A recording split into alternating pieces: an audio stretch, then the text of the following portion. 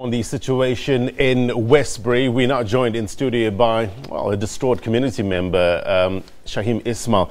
Shahiem, thank you very much indeed for your time. It's been a tumultuous couple of days for residents in Westbury. Obviously, it's very evident that the community is hurting. What's the current situation now? The current situation is that we are trying to stabilize the community as much as possible. Yeah. The minister has indicated he's coming back this morning at 10 o'clock. We received some calls from them late yesterday that he's coming to launch the TRT, but whatever the ministers are doing now is what we have asked for as a community. Already they have started to restructure the Sophia Town police station. We've got some sense of that they are by tomorrow make another announcement of the replacement of the management. We have asked it should happen as soon as possible. The entire Sophia Town management needs to be removed. That was one of our main grievances. We cannot start in the middle. We need to start by the head, change the heads and let the body start functioning. So yes, there's a lot of activities in the community, and we are glad to say that the minister is coming back and fulfilling the promises.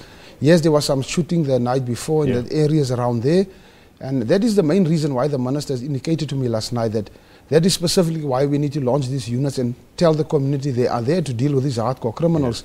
There's criminal elements that are showing completely no respect for the police, for the community, and no sympathy in terms of what has happened. Well, exactly. I mean, there's a heightened sense of police presence there, isn't it? And it's still being done. So where does this leave the community? I mean, what sort of reception is the police minister likely to get when he comes there today? I think the reception we need to give the minister is to say thank you for deploying them in front of us. So we as a community need to become very constructive and look at the way forward in terms of what we've asked for. We are getting it within a day's time. And unfortunately, it's sad that it had to cost a life of a mother that had to be killed for this. This could have been stopped 5 years ago if somebody had to act in terms of getting the ministers to those communities. And yeah, it's there now. And yeah, we hope to see that as much as possible, whatever the minister is saying, the restructuring is taking place. I've seen this yesterday morning. A lot of activities at the police station, a lot of police coming in, investigating every office, whatever needs to. I cannot unveil too much about that, but I'm saying we can see it's happening in the community, and we should remain calm. I think our people should not demonstrate any further. We should give it a chance and see what we need to do as a community now. I would appeal to everybody in the Westbury community is to let us come together in terms of the leadership in that community and pave the way forward. How do we structure the community policing side? As much as we're asking government to do, what are we doing? So we've got a role to play to get our CPFs up and running. All our policing sectors must become effective. We need to get as much patrollers in the community to assist in terms of stabilizing the community and taking crime by the horns, you know. Shahiem, there's only so much that police can do, isn't it? Without intelligence, without information from the ground. Are community members cooperating with police? Are they pointing out the homes that they think are problems, you know, in the community? Say, go there, that's the person, you know? What has happened regarding to information to the police, because of what has happened, it's a fight on for many years. That the community has lost entire trust in the community. But now we have come to a point where the ministers, it cost him one day to come and help us to change the whole situation, where we show that we need to change policemen that are not less willing to work with the communities and not doing what they're supposed to be doing, acting on the information that they have received. And it could have saved a lot of lives. And that is the starting point. Change we need to build the relations now in terms of community, to rebuild the trust within the police now. Now we bring in a complete new policing force, new policing system in that community. So somewhere along the line, we have to build the relations now, start building relations and start trusting the police.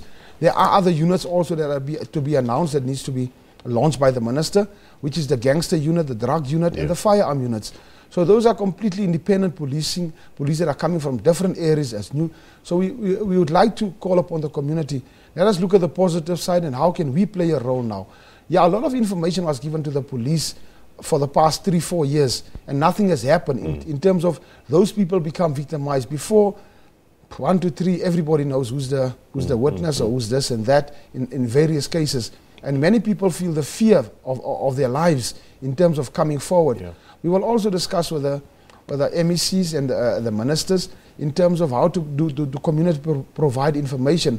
They call them whistleblowers. There should also be some sort of a form of protection for these whistleblowers, that they cannot be targeted by any elements that are committing these type of crimes, it doesn't help people to come forward, and they are not protected by the law themselves and risking their lives. So the witness protection program needs to be geared up immediately in terms of these crimes. I want to just dig a little deeper, Shahiem. I mean, we've been reporting that these protests were sparked by the woman that was killed and her niece that was injured in alleged crossfire between two rival gangs. But let's dig deeper. I mean, this goes years behind us, isn't it? I mean, how does a community feel? Do they feel shunned over the past couple of years, over the past couple of decades? What is the sentiment? What's at the heart of this? I've been spending half of my life dealing with gangsterism issues in my community and engaging with government and trying to find a way out. Let me just explain briefly to all the viewers out there that the weekend before, the long weekend, before the shooting of the lady and the kids, 6 people were shot, where one gentleman, a father, lost his life on a Sunday, broad daylight. And it was our surprise that the police has done nothing. On the Friday, 2 people were shot. The Saturday, three were shot broad daylight. The Sunday, this gentleman was shot broad daylight in a shop in Coronationville, a father. And then just a couple of days after that, so in the space of a week, 8 people were shot, where 2 people lost their lives. So what more do we expect from communities? So who's failing who here? Is it government? Is it police? Community members? On a whole, failing each other? Where's the weak point? I think it here? was a massive weak point in terms of government not listening to the communities, not implementing what we discuss in these task teams and collective meetings with government, trying to find a way forward. Is that government takes too long to implement, and we've brought that urgency to the ministers to say, we've been talking for 20 years now. No more talking. Let us get implementation of what we have discussed and given government in terms of the way forward. And it happened in one day. I couldn't believe it, that the minister is launching and is there, and the restructuring is happening in one day. So there are short-term goals and short-term solutions to the problem. But we must also focus at the long-term and the medium and sustainability. How do we sustain what we are building now in terms that this violence mustn't flare up again, and it must not be allowed and tolerated in our community. Even the community must not say it has become a lifestyle. It is not our lifestyle to live like this. We were not brought up like this. Though you are saying, you are quite correct to say, it's been coming for many years. When I was born in Westbury, we used to witness growing up how they used to chop one another up with pangas and golf sticks and ride and kill one another. So it has been coming on for many years. And the will of government, even the new transformation government, when government came in as a transformational government and freedom was brought to our country, is that the willpower was not really there to resolve this type of crimes. And it's all over. It's not just in our community. If you speak about the Western Cape, you'll hear it comes from many years ago. It's not yesterday. The only thing that happened, it has become very bad in terms of it's easy to obtain firearms. It's easy to get people killed. There are people that have lost, that are doing these things, that has lost respect for complete life. And that the value of life has completely gone down to nothing. Let's look at some of the contributing factors to this. Unemployment, is that a major issue? I mean, we have a job summit that's happening over the next 2 days. Unemployment rates are sitting over 27%, and a large chunk of that are youth. Is unemployment a major issue? Are there recreational facilities in Westbury to keep people occupied, take them away from the gangs, take them away from the drugs?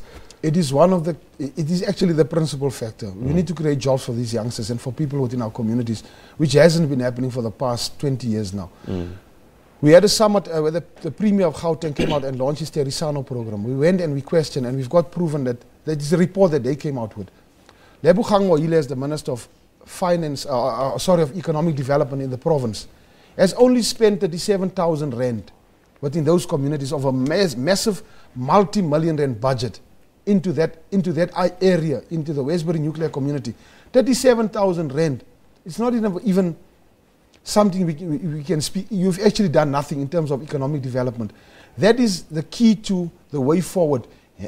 Government needs to come and listen to the firm plans and make joint plans with the communities in terms of we need to get those factories that are standing empty. We need to start manufacturing and create permanent jobs within our communities and get our youngsters off the streets and get them to start a future and become employed.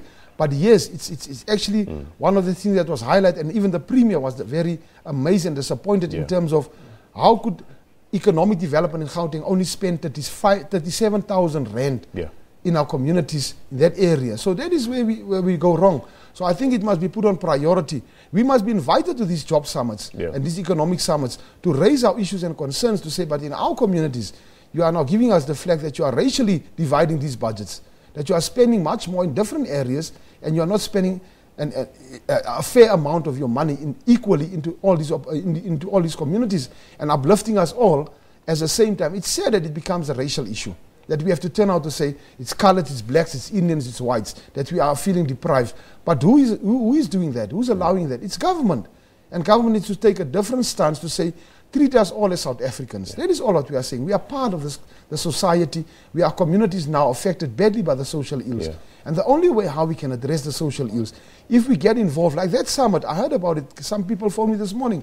Yet again, our communities are not involved. One of the biggest mistakes of government from these communities, they don't have people in government departments to advise them that come from these communities, to say this is the problems we are faced with. These are our challenges, and it must be addressed in this type of way. There's no representation at provincial or national level in terms of people coming from our communities that are advising the ministers, that are advising the province and the premiers, even at national level, to say that we need people from the ground in the community to be part of this structures that you cannot send somebody, with all respect, you cannot have somebody to speak about Westbury and advise the premier and the ministers that comes from Polokwane or Pietersburg or from Soshanguve or from Durban.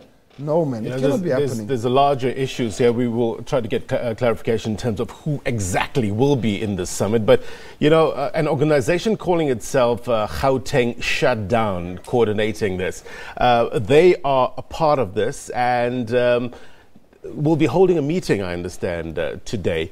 And I want to bring in our guest. I think it's Mr. Duarte. Mr. Duarte, thank you very much indeed for your time. Can you hear me? Thank you for having us, and hi to all the viewers out there. Just tell us, firstly, I mean, you heard, I hope that you heard what Shahiem Ismael was talking about in terms of what's happening in Westbury. There's your organization calling for Gauteng Shutdown. Give us an idea, give us a sense of as to why. What's your reasons for this? Firstly, I want to allude what our leader Shahiem has said. His input is spot on. Spot on in the sense that the system itself is to be blamed. We are not blaming individuals or Cyril Ramaphosa or any political party, but it's the system that needs to be reviewed. Shahiem has given a lot of input with regards to reasons why we... Pardon? Hello? Yes, sir. Keith, carry on. Yes, Shahiem has given a lot of input with regards to our frustrations and our challenge that we are facing, and that is it. We've been marginalized. We've been shunned one side. The new democratic system has been in place since '94, and can we surely say that our so-called colored people has been inclusive in the economy of this country, in every facet of this country. We've been excluded, and it's not a racial thing. And once you know the situation that we had with the Department of Education, and we are saying that when our people stand up and they speak for themselves and they use their democratic rights, and that is freedom of selection, then we are being labeled as racist. And then this has to come to an end. We are standing together. This is now, we're in solidarity with Westbury, not only Westbury, but all the other so-called colored areas as far as Cape Town. We're in solidarity, and we're shutting the country down tomorrow. How are you going to go about doing this, Keith? Well, we've got a meeting. We've got a meeting today. We're going to strategize. Communication will go out. Communication will go out to all leaders in different communities, and they're actually on standby. Keith, do you find that these kind of protests and the tenor it normally takes is the only way to get action? Oh yes. It's the only way to action. I can say to you, we've written lots of stacks and stacks of complaints and reports to the ministers, to your premiers. They have just taken our reports and they have just shut it one side. This is the kind of action that they need to notice. We need to say to them, in the past, let me use an example. In the past, the very same government that's in place today has used the very same tactic to get to where they are today. But in terms of how these protests normally unfold, we see running battles between police and community members. Are you dissuading the people that are taking part in such protests to avoid violence?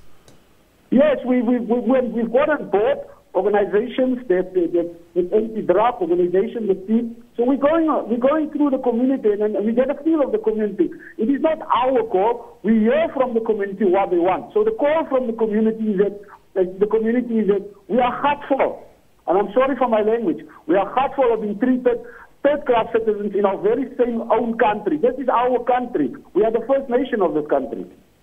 What about this tactical response team that's going to be deployed in Westbury? You optimistic? Well, that's today to charade, and while I'm on radio, I want to implore our people not to go and look at the charade of Betty Shelley. That is another way of saying that I'm charading this tactical team, and this very same tactical team is a team that's going to abuse and physically hurt our people. Keith, stand by. Shahiem, how do you respond to that? I want to take a different stance on that, and I want to call on those leaders and all the other leaders in the other areas to give Westbury and its communities a chance. And we are preparing for the funeral of the lady. We also need to get some basic service to our people that have been shut down for the whole past 2 weeks now, such as the clinics and the hospitals, and that have been badly affected. And we know we're faced with a crisis in terms, and we should find amicable solutions in terms of how to come together. So they should give us a chance in Westbury to reconcile and to sit and to pave the way forward. But I'll take a different stance in terms of people not going to the minister. Yeah. I think we've got a crisis where people are still shooting. We need their TRTs. We need as much police as possible. Our people are viewing the minister coming or not coming, but we are saying, please guys, let the community go out there, allow us, and allow the minister to deploy those TRTs for the safety of every person in that community. Yeah. And it's still continuing. It has been shown now the other day there's no respect for the law, and they are still shooting. For us now, currently, it's about saving lives, because we have lost a lot of youngsters and a lot of people in the shooting. And I'm not saying the other communities has not lost, but I'm asking the communities, please let us go out there and really, really appreciate what is being done in a short space of time. And we must also acknowledge and accept when change comes. Yes, we will continue to negotiate with government on a different level in terms of our other social ills that needs to be addressed, such as economic development, social development, and all those things. I've got some live visuals that I just want to play in now of what's happening in Westbury. There you see, and that's where the police minister is going to be. Keith Duarte, if you're still on the line, I mean, isn't this the issue? When people are fighting for a common cause but pulling in separate ways, don't you think that hurts the mission? Well, I want to correct you in saying it's not the objective is the very same thing we fought. All our so-called colored areas have got a very same issue-based struggle. We're facing the very same issue-based struggle. There is unemployment for our youth. There is drugs. There is crime. We're all facing the very same problem, and we are in solidarity with Westbury what they are facing. I have respect for my colleague Shahiem there, but this is the route. It was an inclusive decision. It's not my decision. It was a conclusion of all the so-called colored that we have colored locations that we have a shutdown. And unfortunately, Shahiem was not at our inclusive meeting that we had, and we came up with a resolution. So, Keith, if you're not in favor of something like a TRT that's coming to a community like that, what do you want post the shutdown? Well, what we need is it's a turnaround. It's a real turnaround. We need to acknowledge our people. You need to say to our people, we need to empower you. We don't have to treat us as third-class citizens. We haven't enjoyed the economic flow of this country. And it's visible. It's visible in the appointment of your ministers. You can see your ministers. You see any diversity in the appointment of your ministers. It is housing, for example. There, Shahiem said to you, we've been waiting 23 years for houses, and houses are being built right around us. The current regime hasn't really diverted from the racial classification whereby we were removed from group areas. They are still maintaining the township. Black township for black, colored for blacks. They don't make any difference. They should have made a difference long time ago. Shahiem, is that the underlying issues that underscore the plight of the people from Westbury? Yes, I think we've got a crisis. We're sitting on a crisis in Westbury currently now that, we might differ now between myself and Keith and the other leaders in terms of the action that needs to be taken. But I think we should consider the priority of our people now that are living in fear. And, we do not have an alternative but to have those TRTs deployed today and to allow the minister some space. Yes, we will deal with all other related issues as we go along. We'll gather all the leaders of other communities within a coming week. Bear in mind, we're also preparing for this massive funeral. So we are saying, let us sit and reconcile and discuss our way forward in terms of getting to the Premier and to the President of the country, to let us have that conference with all these former coloured communities within Gauteng, and discuss the way forward and give them ultimatums and give them time frames in terms of service delivery and in terms of addressing the social ills.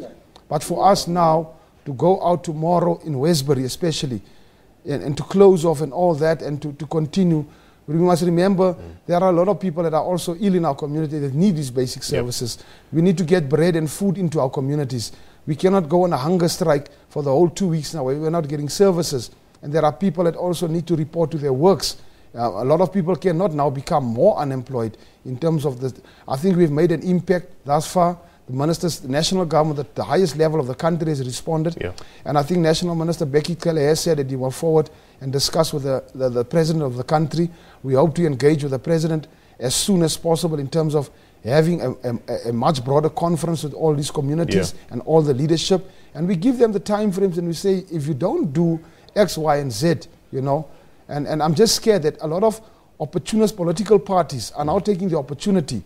And I've heard some recordings yesterday that have been sent around from a PSC councillor stating in El Rado Park that also will be joined by the EFF in it. And some political parties are now taking the opportunity to start campaigning on the death of our people and the loss of life in our communities.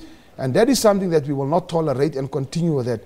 We say as government, as national unity, we had, for the first time, we've brought together provincial, local and national government, irrespective of their political difference. They are jointly coming out to our community and trying to address a joint and taking it jointly forward. So let us allow just to give some chance for them to see. And I mean, one of them already, for such short space of time, would have shocked everybody that the minister is back in Westbury to launch the TRTs. So on the one hand, when they give, we must receive. We must negotiate in good faith and not in bad faith, and not be misled by political opportunists now that are trying to score points for 2019. Folks, if you want to get into this conversation, please send us your tweets and your voice notes, video comments. Our WhatsApp line is 0817328421. We appreciate your opinions coming into the show. Just before we go to our reporter Lopang Lamo, who's at Westbury, Keith, I just want to bring you back here, picking up on Shahiem's point. Are you getting a sense from communities that you're involved with that they are forgotten before and after elections? Well, I just want to remind, and I want to create a dialogue here. I just want to remind Shahiem that we have been here before. We had a mayhem in El Rado Park, and we had all the ministers rushing to us. We've been in this situation before, and it died out. It died out. We have met with the MEC of Human Settlement. What we are saying is that we keep on getting promises, but there's no work being done. There's no work being done. And this is basically delay tactics of government. We are not pinpointing to individuals in government. We are saying the system needs to be changed. The system that is marginalizing our people, that is what needs to be changed. And that's long term, isn't it? I mean, being realistic now, that can't change immediately, isn't it? So are you willing to wait? We're willing.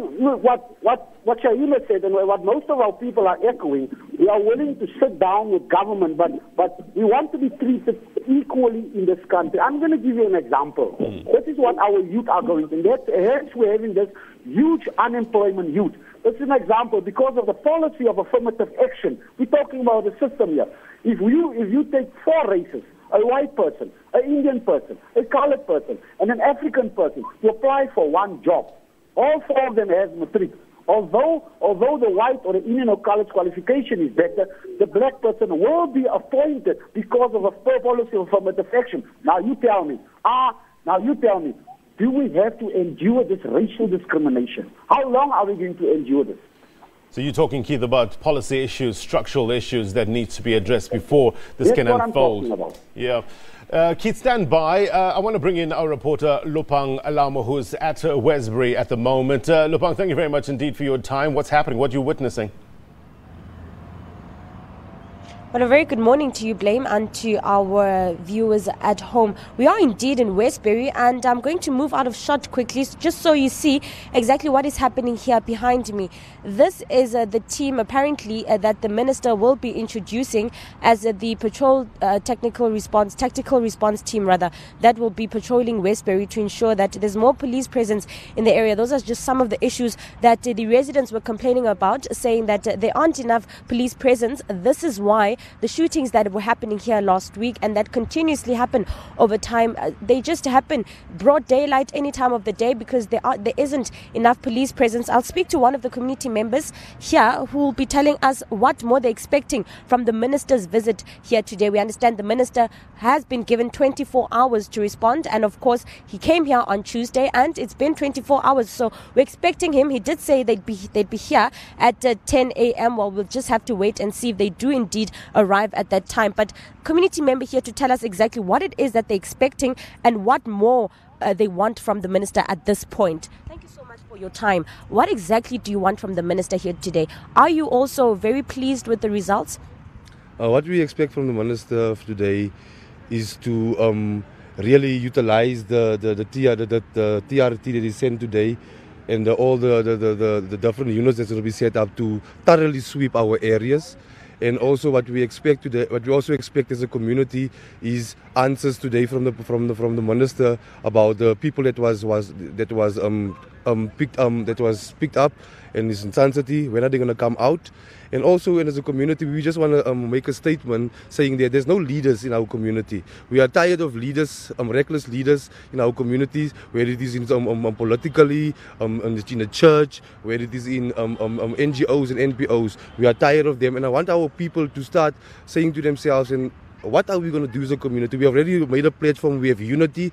We have support from all coloured areas from here to Cape Town. But as a community, we just want to say to the police minister, please keep your pledge to keep our community safe, not only for 1 week, not only for 2 days, but for a whole month. Set up a task team, and we know as a coloured community, it's not the only community that there's the same this thing. All communities, whether it's black, white, or Indian, we face the same challenges. But we as coloured people has been marginalised for much too long. And as I want to say, another thing is that the police have a list of people that is the pioneers and the engineers of this problem that we facing within our community, within Westbury, Claremont, New Clare, Coronationville. And we hope the police, when they receive the list already last night, they will act on these people.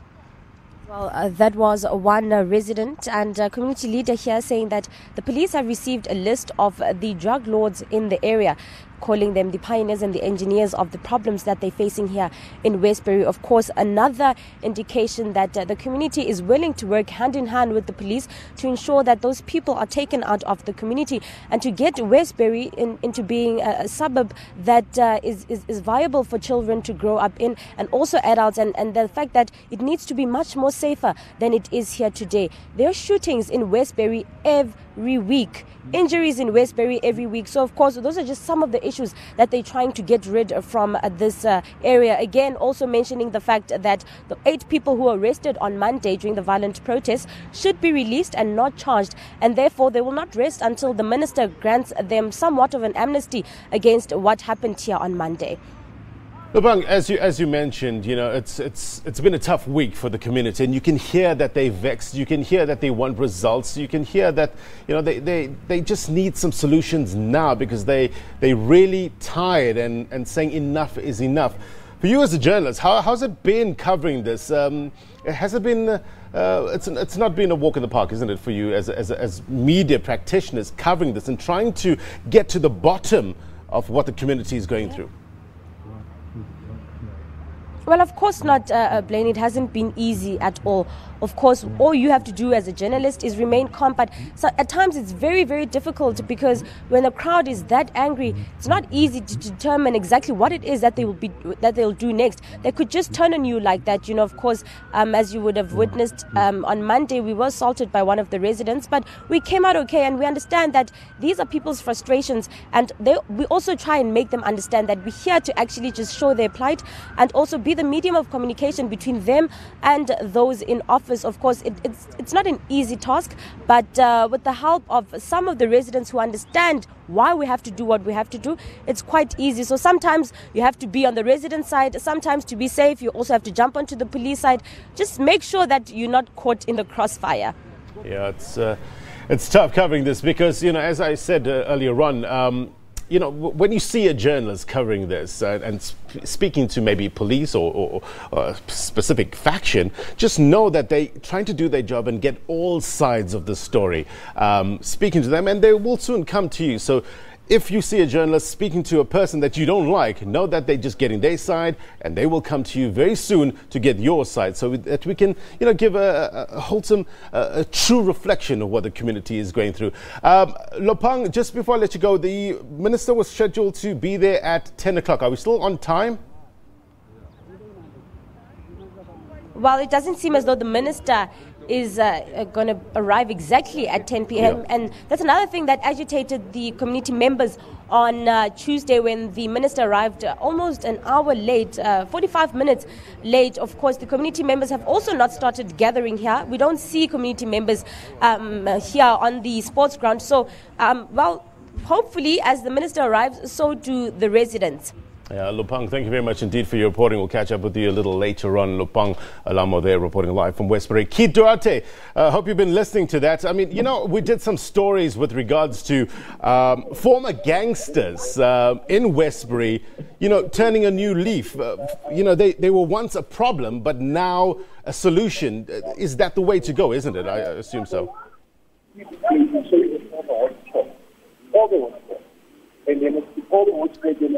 Keith, are you still with us?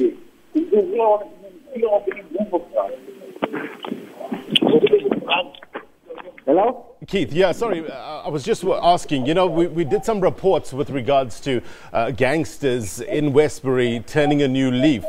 You know, they were once part of the problem, but now part of the solution. This is surely the way to go. But how do we do that? Well, it's simple. It's simple. You need to empower our people. Our people are unemployed. They are frustrated. And then the reason why they are unemployed and frustrated, and I'm going to refer back again, it is because of the system. The system is depriving us to take part in the economic building of this country. I just want you to... Oh, unfortunately, we lost Keith there. But we've got a voice note with regards to this topic. Remember, you can send us your voice notes. The number is 081-732-8421. But let's play this voice note. Hi, Sharif from Ellendale. You know what surprises me is as a government, they're moaning about the colours throwing stones and burning stuff. How did the ANC get into power? They use the same tactics. That's why they're in power today. So they must stop throwing tantrums. They were the same. Now that they are on the gravy train, now they can look back on the colored people. It's very wrong. And we mustn't be called colors. We are also taxpayers, and some of us used to pay tax. We need the same treatment. Thank you. Thank you very much indeed for your comments. Shahiem Ismael, race very much at the heart of certain issues in the community. Yes, I just want to just comment on the people that was arrested quickly. Yeah.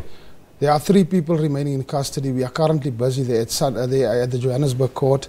They were sent to Sunset now the other day, and we've never slept. We've been 24 hours at the police station trying to get their release. There's only 3 people. They will be released the minute I get out of the studio. I'm going straight to the court.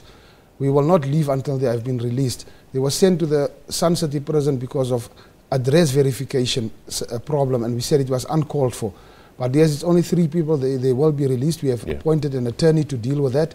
So we will be giving feedback to everybody. So there's no need for us to rise in terms of people that are still being arrested. The 3 will be released. Yeah. That is guaranteed. I spoke to the provincial commissioner this morning.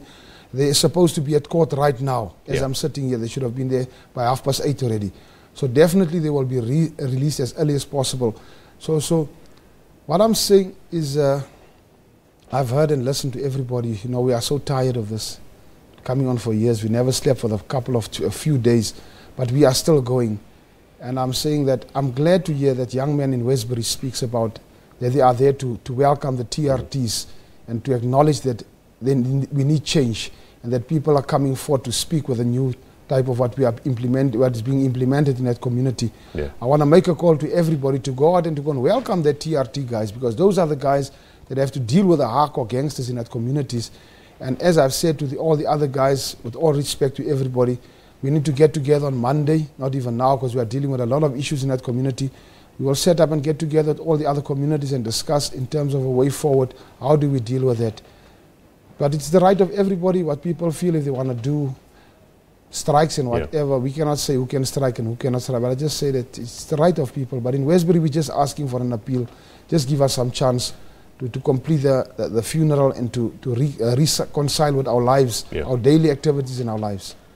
Shahiem, thank you very much indeed for your time. We'll let you get back to court, and yeah, best of luck for you today. I guess it's a big day today to convince the community to move forward in terms of, it's been a rough week for them. We must accept change when change comes to us, and we must agree that we mustn't also be unfair in terms of, I don't work for government, I don't defend government. We must also accept when change comes, and we must acknowledge the difference that is happening. When we cannot be marching and we ask government, and government come and they deliver that immediate time. I know there's a lot of issues that we need to resolve around our former colored communities, and I agree with the guy that played the voice note. I want to say that if I take out my ID now to you, it will show South African. We as communities must rid this thing of colored communities and colored people, and that is where we tend to get lost. That is why government also deals with us as a different entity group in terms of how to even deliver service to these areas. So we need to come back and say we are fighting for our origin of birth, which we are all South Africans. And long gone are the tags. It shouldn't have ever been existing anymore to call our people coloreds, Indians, white, blacks. We are South Africans, and we should move forward in that direction. It seems that we're on the precipice of change. Let's hope so. Shahiem Ismael, thank you very much indeed for your time. Shahiem Ismael is a community leader from Westbury. We've asked you to give us your comments on 081-732-8421. We've got a voice note. Let's play it. Good morning. I would like to know, seeing that Police Minister Bheki Cele established so quickly and task team for Westbury, what about why can't he not establish on such a quick time a task team for Bonteheuwel in Cape Town? So what now? What now? That's the question. We'll try to maybe put it to the minister. We'll speak to a reporter on the ground and maybe put that question to him. Thank you very much once again to Shahiem Ismael as well as Keith Duarte from Gauteng Shutdown community. Let's recap on what has been happening in Westbury leading up to this day. Criminals in the volatile area have opened up to the SABC, admitting that they feel responsible for the escalation in drug abuses over the decades. Now, SABC senior reporter Chrisella Lewis and cameraman in